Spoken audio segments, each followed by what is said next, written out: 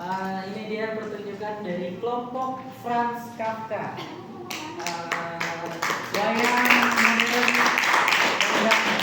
Selamat menyaksikan. Dengan gegerincing lonceng yang membuat burung walet berterbangan, festival musim panas tiba di kota Omelas yang menjulang cerah di tepi laut.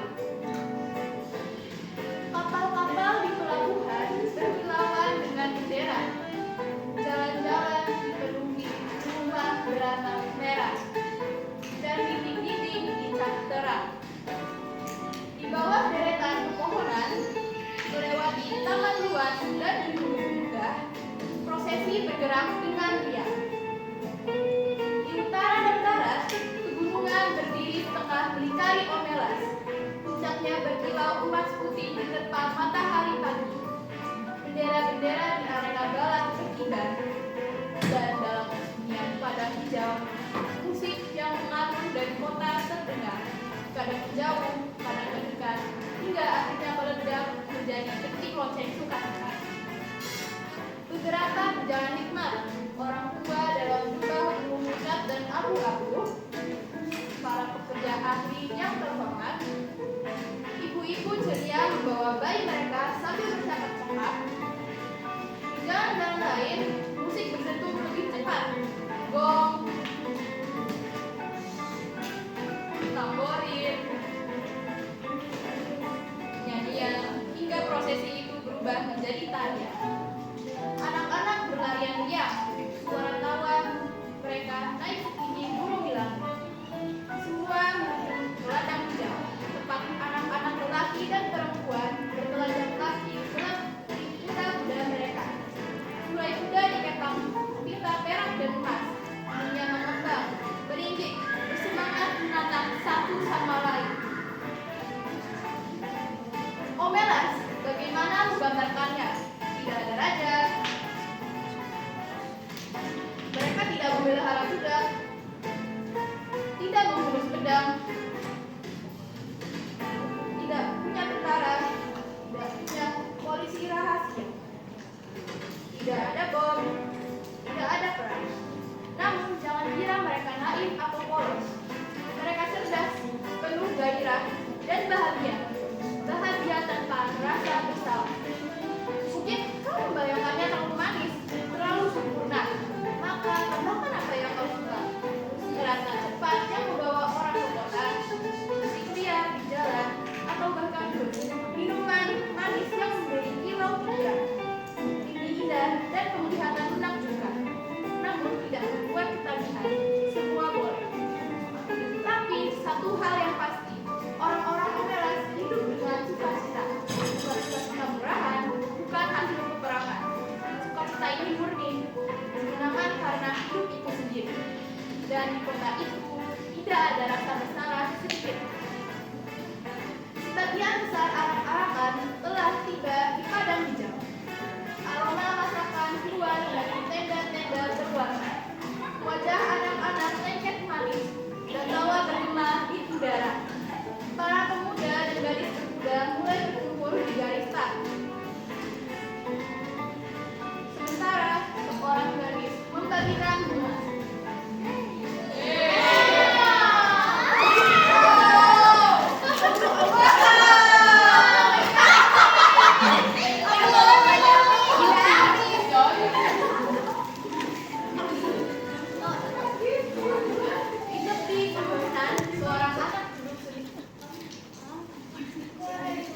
Seorang anak duduk sendirian, meniup seruling kayu. Alunannya mewaruk lembut membuat orang berhenti sejenak, larut dalam keindahannya.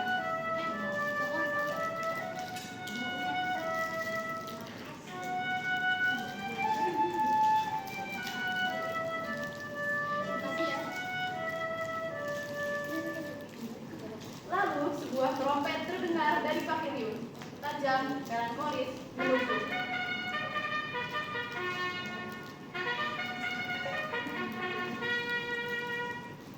Kuda-kuda merincit, para pengendara menenangkan mereka dengan bisikan penuh kasih.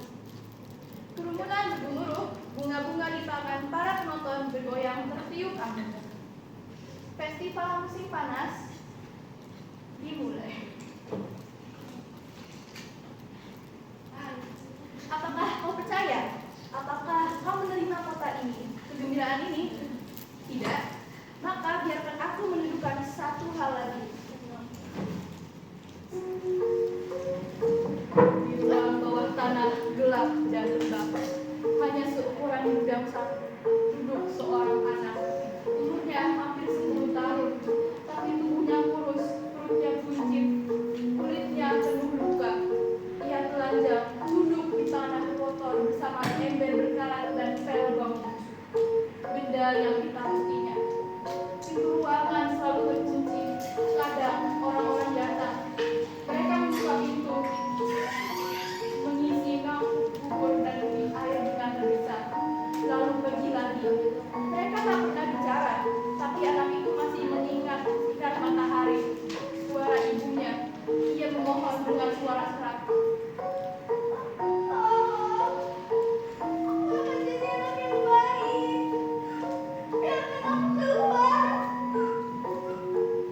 Tapi tak ada jawaban. Semua orang di Omelas tahu anak itu ada di sana. Sebagian pernah melihat langsung, sebagian cukup percaya. Mereka tahu kebahagiaan mereka, kesehatan anak-anak mereka, hasil panen, musik, dan cahaya mata indah itu. Semua bergantung pada penderitaan satu anak ini. Setiap anak Omelas saat beranjak remaja akhirnya diberitahu. Reaksi mereka selalu sama, kaget, marah, jijik. Mereka ingin menolong, tapi tak ada yang bisa dilakukan karena mereka juga tahu jika anak itu dilepaskan, semua kemakmuran Omelas akan hancur. Seringkali para pemuda pulang dengan menangis atau dengan kemarahan tanpa air mata setelah melihat anak itu dan menghadapi paradoks yang mengerikan ini. Mereka mungkin merenungkannya berminggu-minggu atau bertahun-tahun, tapi selalu pertanyaan itu menangkan. Apakah kebahagiaan seluruh kota layak dibayar dengan penderitaan satu anak? Apakah semua buta? Bagaimana bisa kita menari, tertawa, akan enak? Sementara ada seorang anak yang terkurung dalam kegelapan. Ini bukan jalan yang kejam. Hanya aku. Lepas, kau kira kami tidak tahu? Kami juga sudah menangis saat pertama kali melihatnya. Tapi jika ada dibebaskan, kota kita akan runtuh. Kebahagiaan, tawa, musik, semuanya akan hilang. Lalu itu yang membaca benar, bahwa kita semua menutup mata hanya demi kenyamanan kita.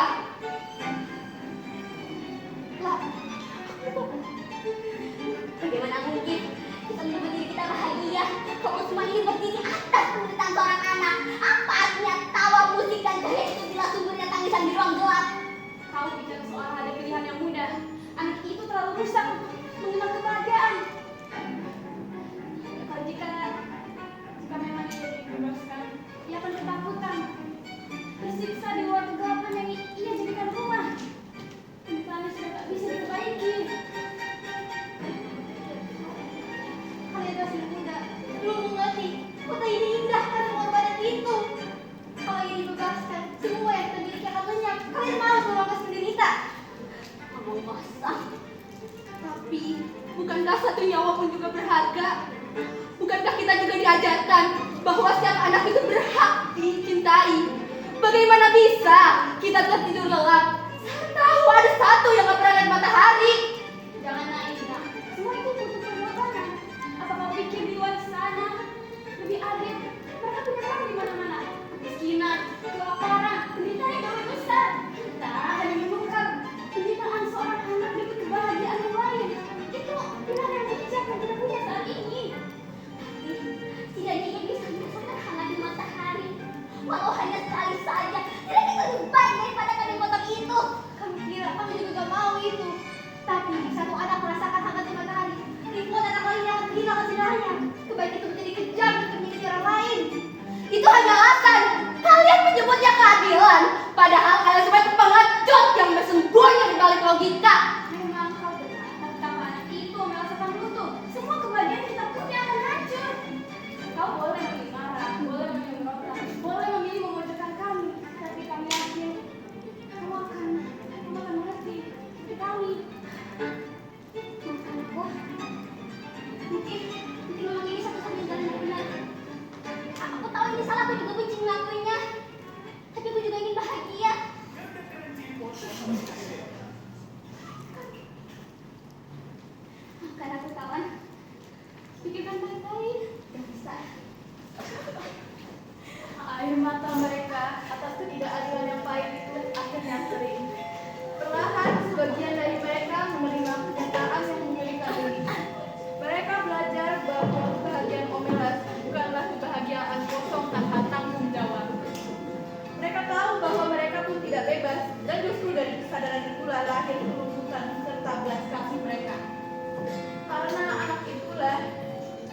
begitu lembut kepada anak-anak.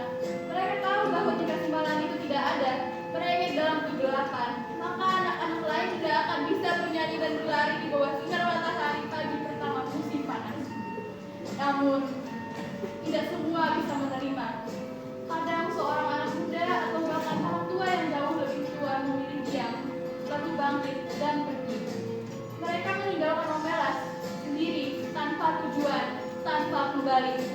Mereka berjalan di dalam kegelapan menuju tempat yang lebih sunyi daripada kebahagiaan maupun penderitaan. Langkah yang kubawa di kota sukacita, aku tersenyum di antara tawa.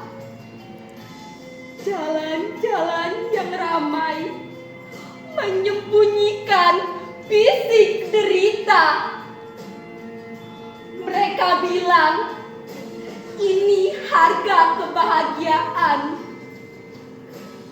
tapi hatiku menolak berdusta. Aku melihatnya, seorang anak yang terkurung, terluka, matanya kosong, tubuhnya hancur oleh dunia yang tak adil. Setiap senyumku terasa palsu. Setiap tawa terdengar seperti pengkhianatan. Aku mencoba menenangkan diri, menutup mata. Namun rasa sakit terus menggerogotiku, menuntunku pada keputusan yang tak mudah. Jadi aku berjalan meninggalkan Romelas, meninggalkan rumah yang dibangun di atas air mata. Langkahku sunyi, jalan di depan gelap dan sunyi. Tapi hatiku subur dalam keteguhan. Tak ada janji, tak ada peta, hanyalah keyakinan bahwa bahagia tak pantas dibeli dari penderitaan orang lain.